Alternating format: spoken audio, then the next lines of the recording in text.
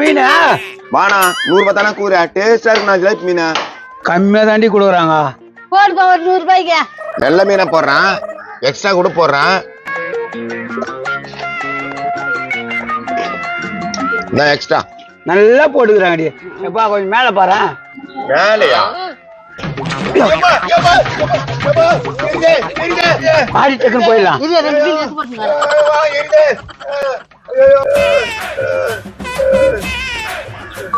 அட பாருங்களா மீன் கோசமாடா மிளகாத்துல கண்ணில் எடுத்து போவீங்க.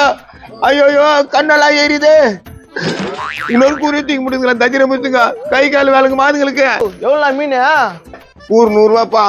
அப்படியே குண்டானோட எவ்வளோண்ணா? முன்னாடுவா ஒரு 5 கூறுக்குதுப்பா 500 ரூபா குத்துப்பா குத்துறேன். மூஞ்சில் நான் மொளக்க தூள்லாம் போட்டுனுங்கிறா.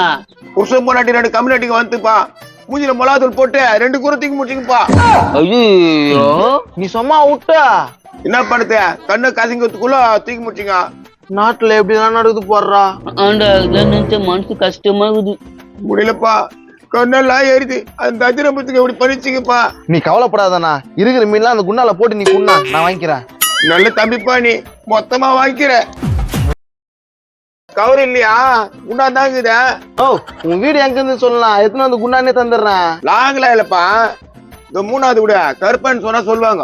இன்னொரு வாட்டி இது மாதிரி எல்லாம் யாரையும் நம்பி ஏமாறாதானா. கண்டிப்பா ஏமாற மாட்டேப்பா. அந்த தஜர புச்சுகளை பாத்துக்கிறேன். எங்கன்னா மாச்சுனா அவங்களுக்கு சும்மாவே விட மாட்டேன். இந்தாடா இத புச்சுக்கடா. பாருப்பா உள்ள மிளகாத்தூள்ப்பா. சத்தி மிளகாத்தூள் பழுக்குதா நெடி இப்படி வீசுதா.